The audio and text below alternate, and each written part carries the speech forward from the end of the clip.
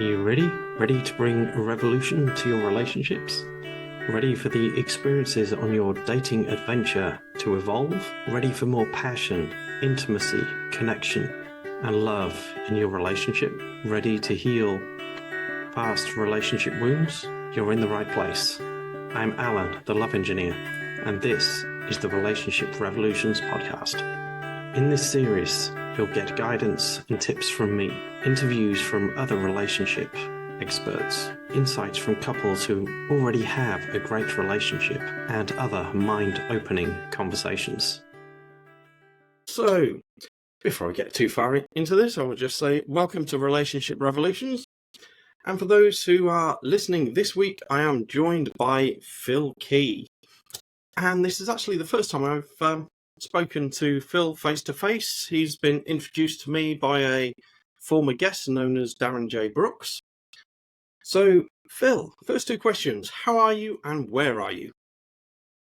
I'm very well, thank you, Alan. And I'm in Chiang Mai, which is the northern capital of Thailand in the far east of Asia, which I think most people know about these days, especially for food, holidays, temples, and all kinds of things.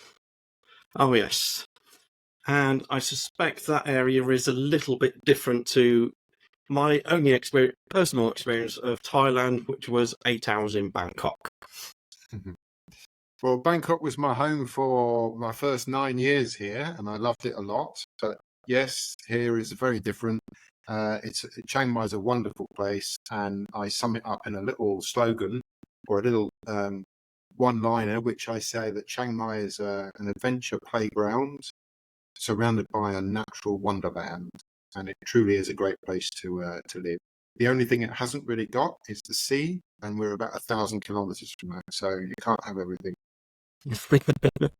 Yeah. I heard a story a few years ago that when somebody moves to a different area, they either move for a job, for a partner, or for a house.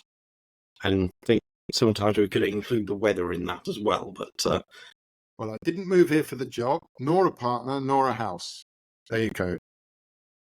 to share the story with us, how do you go from being resident in England and whatever you did then to living in Thailand, enjoying the heat waves and whatever else it is you do over there? Yes, it's a good question, Alan. I'll go back to 1987 when I moved up from London. I was born, I'm a Sussex boy, and I moved from London up to Stockport and Manchester to work at a company that I've been working for in London. They invited me to go and work up there, so I sort of migrated to the north of England, and I became an adopted northerner for 4 years. I loved my time there, but I have travel in my blood. And I had been lucky enough to go to quite a few different countries as a boy because my father was working in the aviation world. And I can't remember the exact sort of thought processes, but I wanted to go to China for a long travel adventure in China. And I bought the China Lonely Planet book at the time.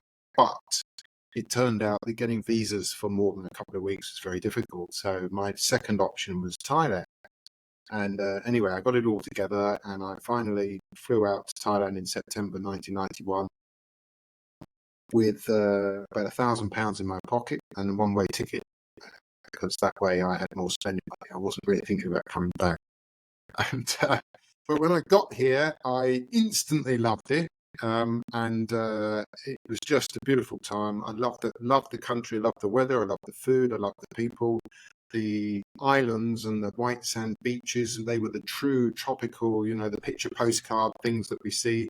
Bear in mind, especially for your younger audience, this is many years before the internet. So it really was quite a mystical place at the time, Thailand. And I was here. And then basically after about 3-4 months, the money ran out well ahead of schedule, as it does. And I was desperate to not go home. And I had a one-way ticket, and I was going to be coming back to the brutally cold English winter, and all my mates thought I'd gone for a year, and what are you doing back here? And Hello, Dad. Can I borrow some money to come back? So what I'd done, Alan, is before I left, I obviously had some idea of what I was planning to do, and I had a little piece of paper with about 6 English language schools written down. I must have gone to the local library, and so I was down to about £40, and I got a tie, my shirt, and my pair of trousers out from the bottom of my rucksack, which were there for that very time.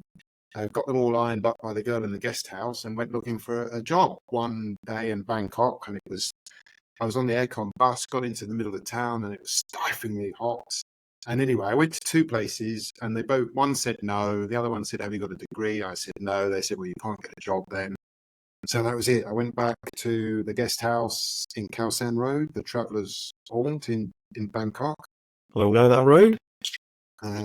Wonderful place in the day. And all my travel friends were saying, "You've got to go." I was obviously despondent. "You've got to go back the next day, give it another go." And on the next day, it's another long story in itself, but I basically managed to get an English teaching job. And they assigned me to a northern branch in the northern suburbs of Bangkok, nowhere near the tourist place. So when I got there, I was the only white face, and I was now a teacher. And I met the Canadian head teacher who showed me around, showed me the ropes, and he gave me a textbook, and he said, "Right, the left-hand page is the teacher's guide, and the right-hand page is what the students see. You've got a class on Saturday morning, 9 till 12, and you've got class 1 till 4." And that was it. That was, and then, and he did tell me that if you wanted to be a popular teacher, Thai students, and we're talking about adults, I was to teach adults and university students. Thai students want 2 things. They want to speak English and they want fun. And I took this on board, and I went in, and I have to tell you, Alan, I couldn't wait to get out of school when 9 years before this, I had enough of education. I didn't go to university, but immediately I discovered that teaching adults was my vocation in life. No idea that this would be the case. And so, from getting a job to try and extend my stay to a year, I'm still here 33 years later. So it basically led me to accidentally emigrating. So yeah, a new life just presented itself. Are you still teaching? Yes and no. I taught for 9 years in Bangkok. I went back to London to do my master's in 2000. And then when I came back to Thailand, I moved up to north in Chiang Mai, and I began teaching at the university here. I was now teaching the teachers.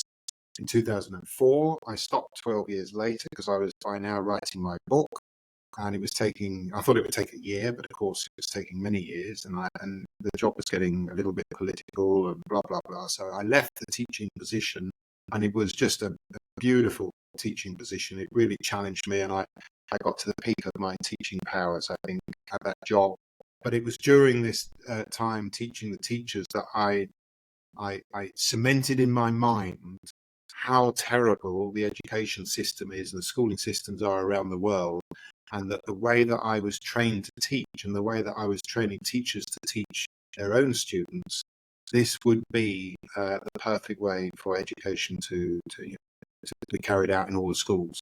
So I wanted to write my book, and I actually wanted to somehow reach a wider audience and say, look, here, this is the way that you can teach. And it's not me telling people how to teach, it's giving you a framework. It's giving teachers and educators a framework. And within that framework, they then connect with their students. It's student-centered, it's skills-based, and I would call it a heart-centered learning. So, I mean, with your subject matter of relationships, if everybody had this kind of education during their schooling years, relationships would be a lot easier. So we have a job, thanks. No, because it would take a generation or two. Oh yeah, I don't doubt it. So I've stopped teaching. I do bits and pieces, but I've been building up my venture and my Learning Skills Academy, and I want to teach teachers, and I also want to focus on home educating parents. So I'm about to get back to the teaching, and when I'm teaching, I feel almost kind of like a spiritual feeling inside me. I love teaching. Yeah, I have quite a few things I disagree with the education system on. Firstly, having experienced it, but also living with a teacher, you do see both sides of it. And as far as I can tell, in any way, shape, or form, you're just making kids lose a lot of who they are, their individuality, to fit a certain box at the end that I will be a good employee. Yeah. And it's not tailored to who the kid is. There's a lot of people, myself included, that are not academic in any way, shape, or form, that don't fit that. I learnt with my hands. I learned by doing stuff, from woodwork, metalwork, which they don't really do these days, and a bit of science. I'm just sat there thinking, why am I here? I'm more interested in the tractor out in the field cutting the grass than what the idiot at the front's going on about. Yes. But if it was changed a little bit to teach people the way they need to learn, because you look at kids, they learn through play, they learn through having fun at school, Yeah. and it all stops, and they're expected to sit down, shut up, not talk to the neighbour, and like I say, fit his box. Yes. It's you've scratched the surface of the total human disaster that it is, in my view.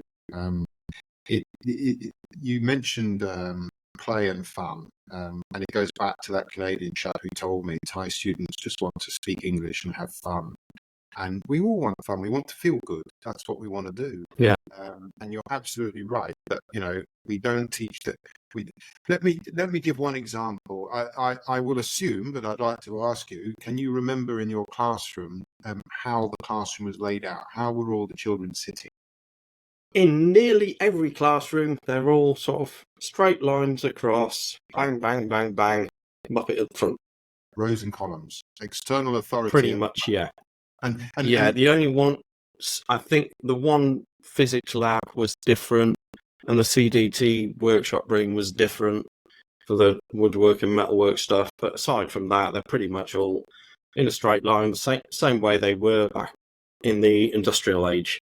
Rows and columns. So firstly, quick caveat for all teachers that might be listening. I'm not having a go at teachers at all. That is training that they get. Look, we're sitting in rows and columns, and we are social animals, and we communicate with facial interaction, body language, and collaborating and communicating with each other.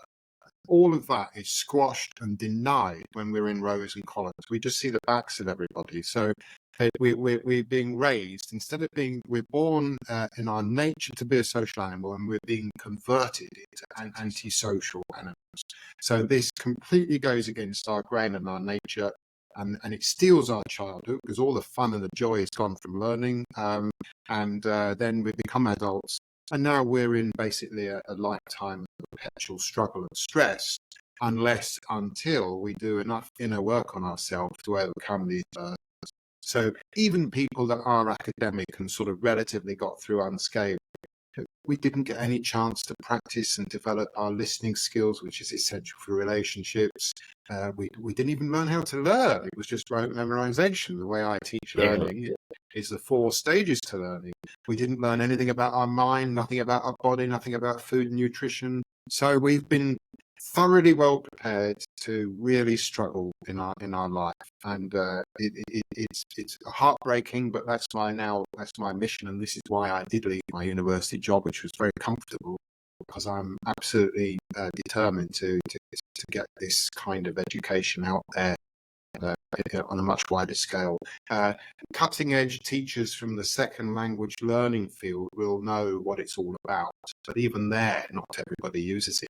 But it's almost just simply never used in school systems. And I would just say that it's loosely called task-based learning, but I often think if I sort of flicked my fingers and instantly put task-based learning into all schools around the world, within a generation, 2 maximum, our world would be totally transformed. And it's all because of the learning experience. Yeah, and another thing that stands out to me is how they deal when with the kids when they don't behave that desired way. They act out in whatever way, shape, or form. It's you get your name written on the board at the front or whatever it may be, and then okay, you've got to come and sit in this room at lunchtime for 20 minutes, and if you keep messing around, then you get a detention after school. Nobody actually says, "Hang on a minute, what's going on with this child for them to be acting out?" Much the outside expression of ourselves is a reflection of what's going on the inside. Yes. Now, what's going on the inside, find out the root cause of it, then all of a sudden that behaviour miraculously changes. It's in my understanding, and this was the heart of my book. Any individual, we are an amalgam of our own inner environment inside our skin and the whole external environment beyond our skin, and we're a sort of an amalgamation of both. Now, of course, the kids are going to behave badly or wrongly or whatever because they've been stuffed into an environment that absolutely is against their nature. And then, of course, we blame the kids. And this is not to blame the parents or the teachers, because we went to the same school system. So this is the way we were brought up. So it's the school system that's damaging the entire humankind.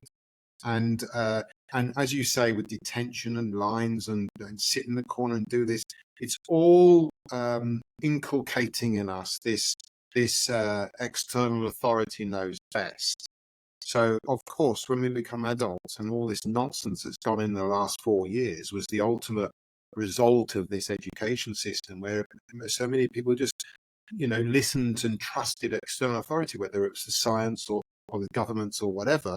And it works both ways, because if, for example, I come from that system and I get a job which carries authority over other people, I will naturally, subconsciously assume that authority over other people. And in the name of that role that I have, I may cause harm or injury or even death to other people.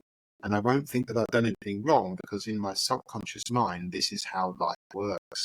And simultaneously, of course, our inner authority never gets a chance to express itself, so it becomes hidden from most people. So really, I could say that not many of us really know who we are, and that's pretty sad. Yeah. Interestingly, when I work with a new client, one of the fairly early on, one of the sessions is called "Who the fuck are you?" And you ask that question, and almost every time they say, "Oh, my name's John." Yeah, okay, that's your name. Who is John? I am my career. Well, okay, take that away. Who is John? I'm so-and-so's dad. Okay, that's great. You're a father. Let's put that to one side as well. Who is John? And you keep digging, and then, I'm just this body. Well, okay. What happens when you pass on at the end of your life? Your body is still the same. There's just no life in it. So maybe I am the life that is within this body. I don't actually die. So why the hell am I here? Nice way of putting it. Nice way of raising awareness. And if only that was happening to us when we were little children as well. Yeah, I do ask that question to my kids, and they're like, well, it does confuse them a little bit. I address that in my book. In fact, it's the central purpose of me writing my book. It's for people. I take them on a journey to lead them up to what you just illustrated is the point of discovery as to who we are. Because and we don't know who we are because of our nurturing system, which antagonizes our nature instead of complementing it. So this is almost the elephant in the room, that we're ignorant of who we are, and if we don't know who we are, we don't know how life works. And humankind is swimming in a mix of ignorance and arrogance. We determined that we're more important, more powerful, and more important, more powerful than something else than nature itself, and that's not a good position to hold. And yet, I'm sure that and yet when we look at epigenetics and quantum physics, and we look at 5,000-year-old Ayurveda and traditional Chinese medicine, within the human family, we have all the knowledge and understanding that we need. It's just that mainstream humankind is our control freaks. I would have to agree with you there, especially since I started learning kinesiology. You think, and through that, getting the answers out of the body rather than the mind, and going back 5-6 generations to things that you're not even aware of that are still affecting you today. It's like, what the hell? Mentioned teaching brought you that sense of being something almost spiritual. So what is spirituality to you? Spirituality, in a word, and I often struggle to define this because it's a word that carries a lot of connotations and a lot of misunderstandings. But if I was to tell you what spirituality is in a word, I'd just say connection. If I put that into a sentence, I consider spiritual living, or if I'm living spiritually, I am living in alignment with the laws of nature, which is the flow of energy. So, and that will include going against energy inadvertently or whatever, but by being harmonized and living in alignment, I'm able to rectify that quite quickly. So because we're human, things can go wrong and you get resistance and all that sort of thing, and that's part of the life force. But living spiritually is living in harmony within myself, with you, with all other human beings, and with the life itself and the whole web of life. And because I'm living in harmony with other people, if I somehow hurt you, then I'm hurting myself. And furthermore, if I allow you to hurt me, then you're obviously hurting me, but you're hurting yourself. So if I revere the sanctity of life within me and everywhere else, I'll come back to a phrase that I've heard different people use, and I like it. Cause no harm, which a lot of people can understand and perhaps do, but the second bit's more difficult to do, but equally as important. Cause no harm, accept no shit. And that means that when the bully comes, you can't acquiesce to the bully. You've got to stand up to the bully. And this is the difficult bit, because obviously some people do this, activists, and they end up getting killed. And a dead activist is no good to anybody. So part of the trick of living spiritually is to live by that motto: cause no harm, accept no shit, but obviously stay alive at the same time. And the cause no harm, if I go in, because I've done so much inner work, I'm not likely to go off on an emotional heat at the moment, but I'm human and it still will happen, especially with my wife. But then the power of the apology comes in, doesn't it? And the apology, the heartfelt apology, and that's it. It's done and dusted. Yeah. So yeah, living spiritually is living in harmony and getting back to the harmonious state when we've somehow become stressed. That then brings another thing we're not taught in childhood, and that is how to properly apologise. Because we just taught, oh, you've got to say sorry. Oh, you've got to say sorry.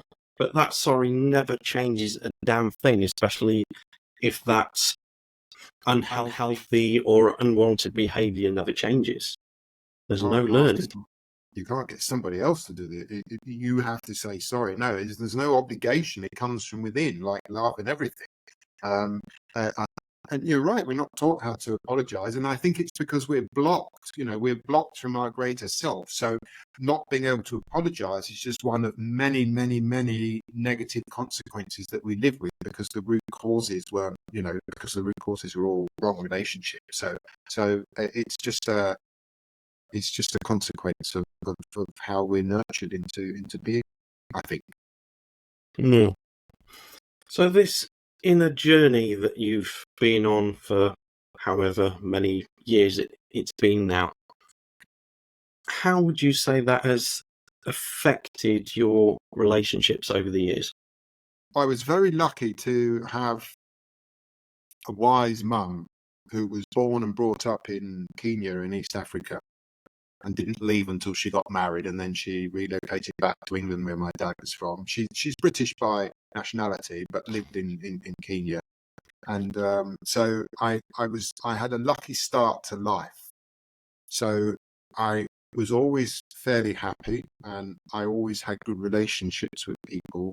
And I always had, and I know going back to even when I was 18, when I started to get into the pubs, and people would have, relationship problems, and I was already trying to sort of help them and so on. So I feel that I already had a good handle on relationships. But when I specifically began my spiritual journey, which was in reaction, it was in the mid-90s when I was reading the books about all the crimes going on, under the guise of governments, especially Western governments, and I would be filled with rage. And after, I wouldn't do anything with the rage, but I was living in my own personal heaven in Bangkok and enjoying all the beach holidays and so on. But when I read these books, I felt extremely angry because I was born, you're born with certain traits. And I was born with this very keen sense of justice and equity and fairness. And when I see that being broached, it offends me. And so then I started to get enraged. And then after a period of time, whether it was a year or two, I'm not really sure, it suddenly clicked in my head, hang on, they're still committing the crimes. My rage is not stopping them. It's just adding to the negative energy in the planet. So that's when and being in Thailand, there was no shortage of Buddhist style books and Dalai Lama and all kinds of books that I could find. So I began reading them, and this set me on my path. And what it did, Alan, is I know, and I remember one specific moment when I suddenly heard my own inner voice, and I was in a taxi coming home. But what happened was, although I had this great personal life, I had that inner rage going on when I read the books, and there was also what I now realise was one of my fellow teachers was half narcissistic and perhaps half sociopathic, and he was very good looking, and he wanted all the female students to love him, and this involved trying to damage my situation because he could see that I was popular with my students. So I used to, even though I never really hated anybody, I was able to have this complete hatred for him, the way he was doing things. And I also had a hatred for certain politicians. But when I made the click and when I got, into my spiritual journey, at some point, I realized that all hatred was now gone.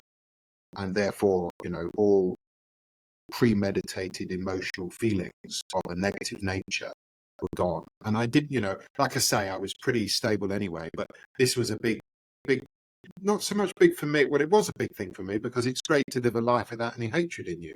And of course, out with hatred goes resentment or any of those things. They all go when you make that connection in your spiritual journey. But it's very good for me in terms of my teaching role because it enabled me to carry myself in a certain way in my classroom. And I know from feedback from hundreds of students that they appreciated my teaching. Many females, for example, would say, "You never tell me I'm wrong. You never make me feel uncomfortable. I always like to express myself in your class." And of course, it was the same with the men as well. But this can be a bigger problem for female students. So I think what it did was that it just put me in full control, if you like, of relationships. And now when I see a psychopath, I can't say that I love him, but I understand that they've had a brutal childhood, or this is my understanding. So I don't hold any hatred for them. And all I think to myself is, well, it just strengthens my resolve to proactively get my message out there, not to beat anybody, but to neutralize the hurt and the harm that's going on in our world. Yeah, the person and the behaviour are not always the same thing. Yes. But when somebody's triggered you and they're winding you up left, right and centre, sometimes just because they exist, or they remind you of something else, like somebody who might have abused you when you were a child or whatever else it may be, it's very difficult to separate the behaviour from the person. And a lot of the time, I think, as parents, it's difficult to separate behaviour from child. Our own inner self from that historic conditioning that's been around for decades, saying little children should do this, that, and the other, and then they don't because they're children. Yeah. Yes, exactly. And yet, well, that brings to mind. Did you ever read the Shantaram book? Did you ever come across that I book? can't say as I have, no. It was like one of those 1,000-page long books, and it was written by a chap called David Gregory, I think, from Australia. And at one point, he escaped from a vicious Melbourne prison. He was a robber of banks, and he used to dress up in a tie and a suit, and he was known as the gentleman robber. And he was put away in a Melbourne prison, I think in the 80s or 90s, and he was very vicious, and he escaped, and he fled to India, and he became the most wanted man in Australia. And the book is his tales of being in India, and he was in a Bollywood film, Barney's the most wanted man. But in the book, he came across a range of characters, and very interesting characters. Of course, India is a real nation of philosophers, and then he had a stage where he went to Afghanistan. And he came across one character who and they got into deep conversations all night about the meaning of life and all that sort of thing. And this character said, well, there are no bad people and there are no good people. There are just people who do bad and good things. So that sort of sits with what you just said about, separated behavior in the person. I think that somebody who hurts other people only does it because they're a hurt person themselves. Yeah, I think in some ways you could say the Star Wars movies highlight that brilliantly with the use of the Force. It can be good, it can be evil. It depends whether it's coming from that place of love or place of fear and hatred. Watch Star Wars. I'm very green on movies. I was a book. When I was in school, I didn't do books because they kind of they reminded me of schoolwork, and it was work and it was hard. Being probably dyslexic as well didn't help. But later on, you discover audiobooks and podcasts and things, and you get the same learning as well. It's like a whole new world opens up. You've reminded me. I wanted to say something earlier because you said something about your own schooling, that you're not very academic, and a lot of people say this. But when I teach people, because I had to teach Thai people how to speak, I obviously had to help them learn to listen and read as well, so that they could read or listen about some kind of topic, so they would have something to talk about. So what happened was I learned how to get other people to develop their listening skills, their reading skills, and their speaking skills, and their writing skills. And this includes the whole gamut of everybody, including the academic ones and the non-academic ones. And academic is perhaps a misnomer, because we think of that as being the school kind of learning. But if people come into my classroom, they'll get videos, they'll get audios, I'll show clips from podcasts, I'll give reading texts, we'll do role play. So people will get to move around, they'll get the visual learners are happy, the audio learners are happy, the academic learners are happy, and everybody gets their style of learning some of the time. But because all the activities are motivating, they actually become good at the bits that they think they're not good at. So everybody can do the academic stuff, but because the teaching was so non-motivating and demotivating, the naturally not academic people end up leaving school thinking, well, I'm not academic, so I failed in that because I'm not academic. No, the failure is because of the school curriculums and the approach to the teaching of children. Also, that thing you mentioned earlier about the voice of authority.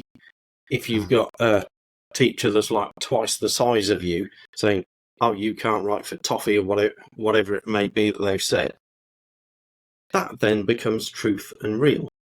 That's the story I had to face when I wrote my book. What do you mean? Or can you say more on that? Or well, I had this belief in me that I can write anything for toffee, so who am I thinking I'm going to be able to write a book? And sat there looking at a blank page thinking, what would the reader want to read about me and all this kind of thing, and had a conversation with my writing coach, and she says, well, who is your ideal reader? I said, I don't have one. And then I think it was about a week later, I was listening to an interview with, I think it's one of the guys in Iron Maiden, where they said, I don't write songs for the listeners. I write the songs that I want to write and hope that they enjoy it.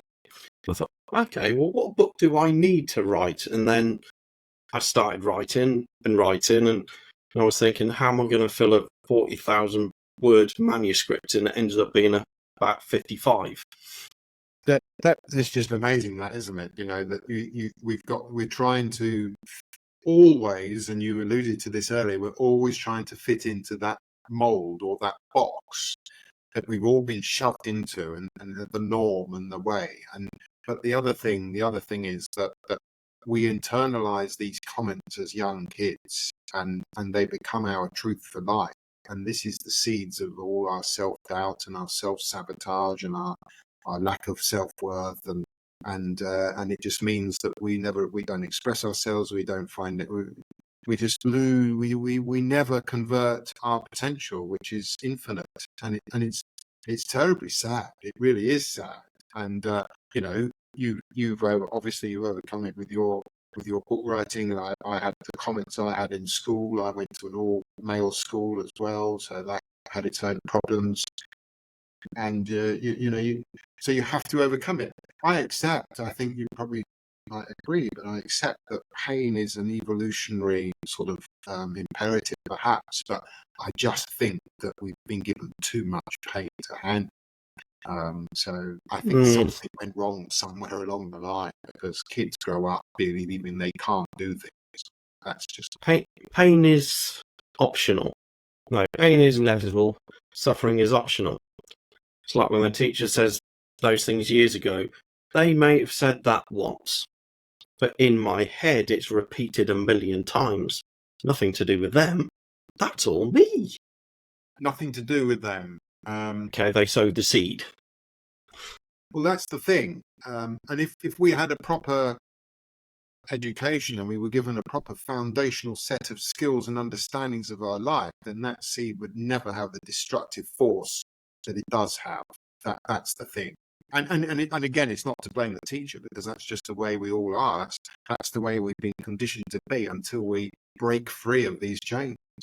And I feel that when we do break free of these chains, it's beholden upon us to try and help others break free of the same chains, which is obviously what you're doing with your podcast and your relationships. I like the name of it, by the way, the Relationship Revolutions podcast. That's good. Yeah, came across it by accident, kind of. I was struggling to come up with a name for it, and I was talking to one of my friends at a networking thing, and says, well, why don't you just put this prompt into AI and see what it spits out? Oh, grief, AI again. I thought, I've got nothing to lose, so it came out with about 20 different options. I thought, okay, some of them are not too bad, so fine. Then I think it was that weekend, I had a kinesiology weekend, so I got one of my classmates to muscle test me on which of these podcast names would be the most effective. And I think it actually came up to be Relationship Revelations, but when I designed the banner and everything and set up the podcast, I spelled it wrong and put the wrong word in there, so it became Revolutions. Good stuff. It's obviously what it should have been in the first place. Yeah. What was I going to say then? Oh no, it's gone. It's gone. But I was going to ask you, because of something you said. Have you read the David Hawkins book, Power versus Force? Oh, it's your kinesiology, your muscle testing. Yeah. Is that where I fully came across it, in his book? Is that a book that you've read, or where did you learn about kinesiology? It was, well, that book is one of the most influential books that I've never read. I've listened to a lot of the audio stuff from it, but I first came across kinesiology at a Yes Group personal development meeting years ago, and I thought, okay, that's a bit weird. And then in one of the lockdowns, I saw a webinar from a friend of a friend that did kinesiology. Okay, that sounds quite interesting. It's like one of the things she said you can zip your meridians up and stop other people's energy coming into you. And I thought, oh, that sounds very interesting. I want to know how to do this. So I jumped on a call with her or three to learn how to do that. And then sort of says, well, what things are you struggling with? And I said, well, one of the things is I just don't believe I'm good enough.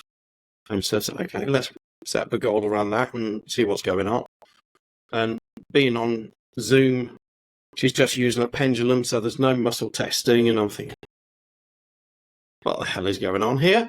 And then she actually found that the root of that went back to 1850 to a girl on dad's side of the family that had got pregnant at 14 and had the baby taken off her against her wishes. That makes sense. And I thought, okay, I can see how that could have gone down the family line, but really, just swinging this pendulum thing about it, to my logical brain, it didn't make any sense. And I was talking to my dad's cousin, whose daughter had done no end of research into the family tree. And sure enough, somewhere on that line, there were a couple of girls in that age bracket or that time that had had children out of wedlock and had the kids taken off them. Maybe there is something to it. This is weird. And then I got the opportunity to then go and learn it. So I went to half a day's demonstration or something. I thought, yeah, okay, want to do this. I can see how it's going to benefit my clients and what I do. So as soon as the next class, shall we say, opened up, I was on it. I've seen that pendulum being used, but I like dipping back into my books. I have a whole range of books, and I love dipping back into them, and randomly or whatever takes my fancy. And I'm in the Power versus Force book now by David Hall. I think it's one of the best books I've read. I think it's a fantastic book.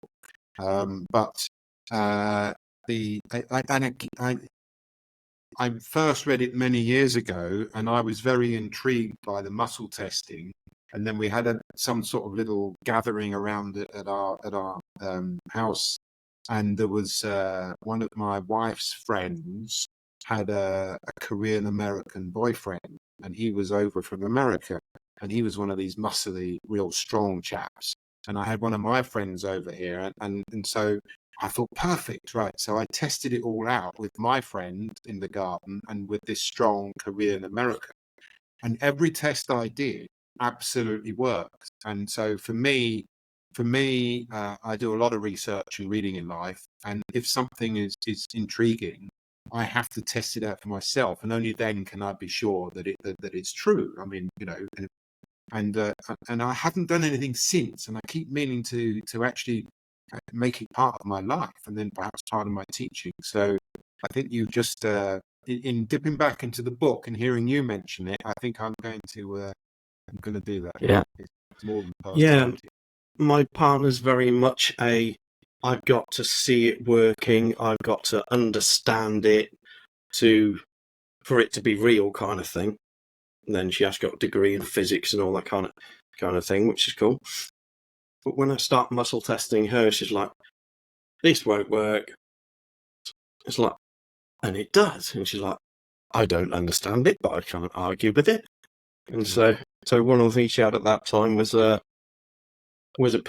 pain in the back between the shoulder blades. So what's that goal about the back being pain-free?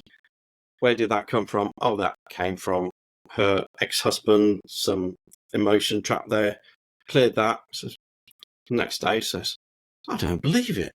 That pain in my back has gone. I said, oh, that's interesting. How long have you had it? Oh, about 12 years. Like, okay, how long have you been going to see your osteopath? About 15 years. And that's not gone away during that time at all. Says, whoa. Very interesting, isn't it? Amazing. Absolutely amazing. There's all of these stories. I've heard so many of these stories, and so much of this kind of healing work goes on, and so much of it seems to be emotional traps and or Yeah, blockages in a physical, manifested physically. And I've heard that some of them come from past lives as well. And yeah, because I can't remember any past life, and because I don't know if there's any future life, I just have to keep that in my sort of unverified folder in my head. But I'm talking to people that I trust, acting with integrity, and they tell me their stories, and they mirror the story you've just told. So it is yeah, fascinating. And sometimes, our ego wants to know how everything works, but sometimes if you don't know, it's just, well, I don't know, but it works, so I accept it, and that's it. I don't have to know. One day I might know, one day I might understand, but I'm not going to reject it just because I don't know how it works. yeah. It's like this software we're using to record this podcast. I have no idea how it works, Yeah, or the computer I'm using, but it's not going to stop me using it. no, isn't it? I used to wonder that about telephones when we had landlines. Well, they certainly didn't work after you caught the overhead cables with a tractor and loader. But Yeah, yeah, and now we have this strange device with no cables, no wires, and you can speak to somebody the other side of the world without a problem, and you can silicone. see them as well. It's like, what? Yes, yes, amazing. I watched one of the movies I did watch. I have watched a few, and they've all been good. I used to like Woody Allen when I was younger, and he came out with a film called Sleeper, which I think was in the mid-70s. And this was a futuristic, set in the future, probably about now. And he was with Mia Farrow, and they had video calls, I think. And I have read elsewhere that the technology, often when we get it, has been around for quite some time, but they've Yeah, just delayed it. So that's interesting as well. But yeah, it is amazing. The technology I'd like to get involved in is where I was a big Star Trek fan when I was a kid, and I used to watch it 8 o'clock, I think, on Monday nights, and I was about to stay up late, and I loved it. They were full of adventures, but they had that.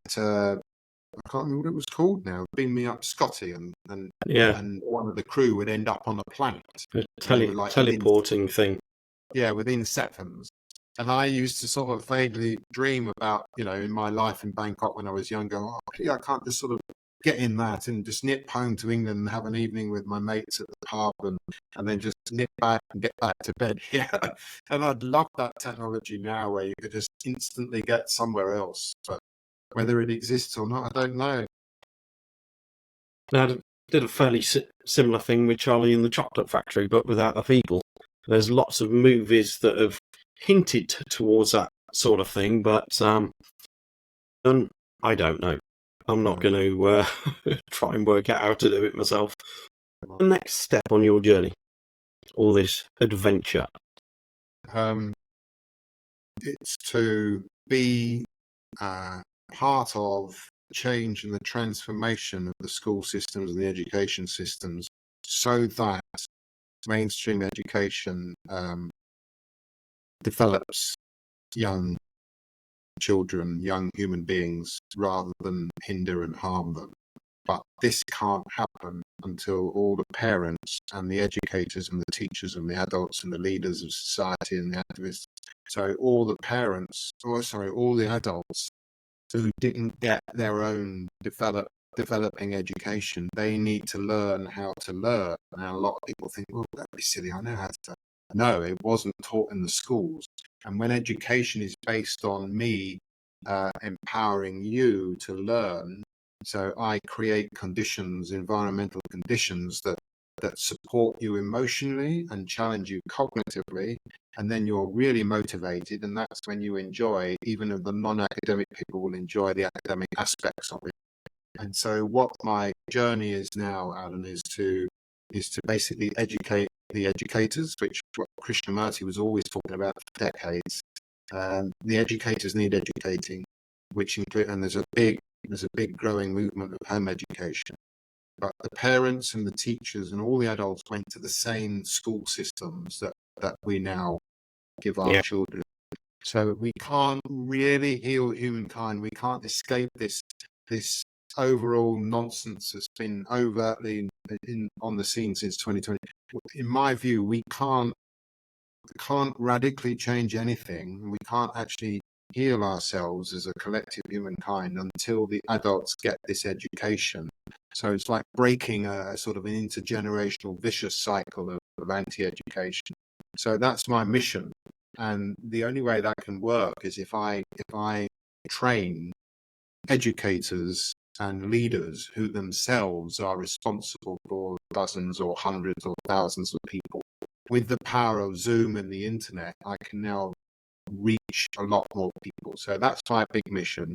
One or two seeds are starting to sprout, and I won't give up until I've done that. So that's what I'm aiming to do. And it's been a tough journey for 3 years. I've been building and setting it up and fighting self-doubt that I didn't have to deal with for a long time. So everything I wrote about in my book is I now had to test. It's now been testing me. I'm having to walk my own talk.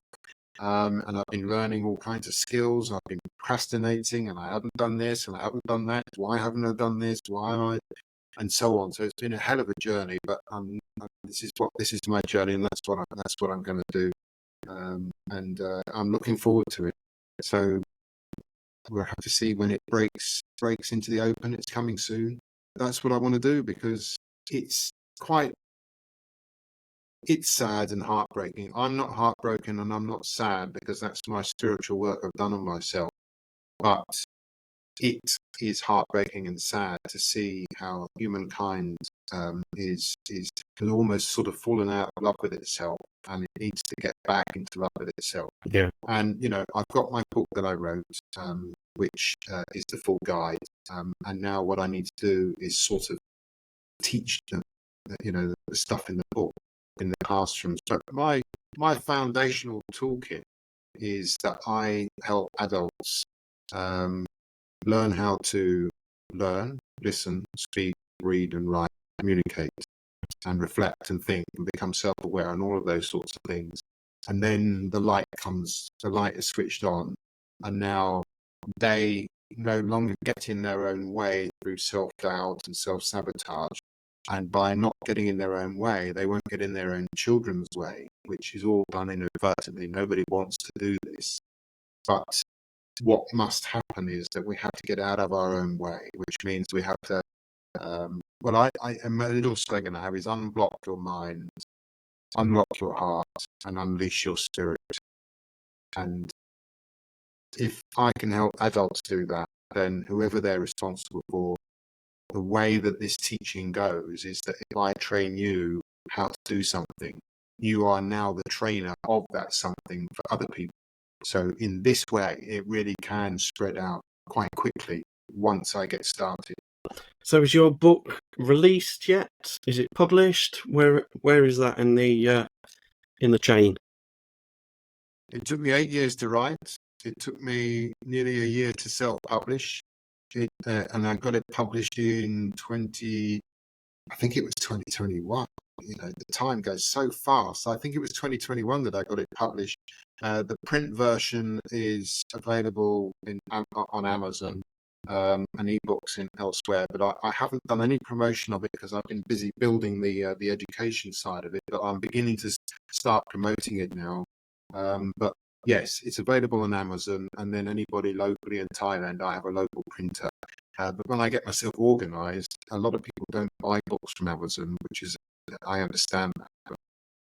But it turns out that Amazon are much better for an author than a traditional publisher, because the traditional publishers give you pennies for all your work, and so Amazon turned out to be very good for independent authors. So yeah, the book's out there. I need to promote it, and it will find its day, because I've called it Menu for a Spiritual Revolution: Health, Harmony and Happiness, the tagline. But so it's a full sort of I call it menu because you've got the starters, which is just raising awareness of all the key issues about yourself and about the world that we're in.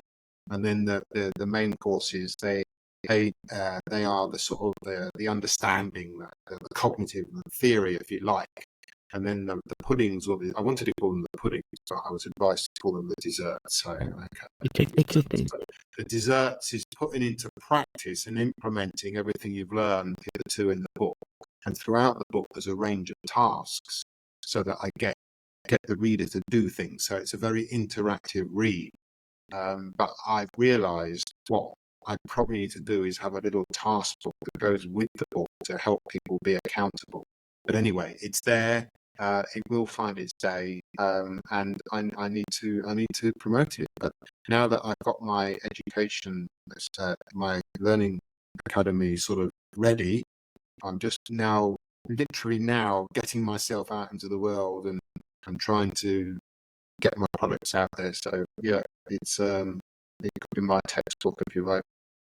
Amazing, and we'll put a link to the book in the show notes as well. So, final question, Phil. Yeah. Or potentially final question. It's a question that I ask everybody, but don't warn them about. And that is, as this podcast is called Relationship Revolutions, in your perspective, what if there was one thing that would bring a revolution or evolution to the world of dating and relationships? What would that one thing be? If I've understood your question correctly, arguments and conflict arise out of emotional heat of the moment. You can't fix anything in emotional heat. So the stronger one, whoever that is, the mentally stronger one, or the one that can teach them this little tip, is the first one to stop arguing, to let the other one have the last word. And then the next day or the next evening or at the weekend or whenever, you have to find an opportunity to talk with your partner or a new partner or your existing partner, and you have to talk about the problems. And I often say to my wife, look, it's not your problem, it's not my problem, it's our problem. So, it doesn't really matter who's right or wrong. What matters is that we love each other and we're causing harm to each other. So we have to work out how to resolve this, and we can't do this at the time of the argument, so it has to be done afterwards. Yeah, and I think a lot of the time it's not the problem that's the problem, it's how we feel about the problem. Yes. And when you're feeling that problem, it makes me laugh because I've done it in the past and I hear other people, somebody shouting and they're angry. You say, stop being angry. I'm not being angry. Or stop shouting. I'm not shouting. And we can't see. We can't see when we're in that, when we're gripped by the emotions, we can't see what we're doing. And so the only way to really fix it is later on when the emotion hasn't gripped us. So you're absolutely right. And actually, in the past, I've wondered if we should be called human beings when perhaps we should be called human feelings instead, because they're so central to how we live our life, aren't they? Yeah, although I think at the moment we tend to live more in alignment with being a human doing. Yes, well, there's the other one as well: human doings, human feelings, and human beings. No, I think we're done. Thank you very much for joining me on here, and I suspect in the near future you may well be back. Well, thank you very much, Alan. I really enjoyed talking with you. Thank you for listening, and if you haven't already, please leave me a review on your preferred podcast platform.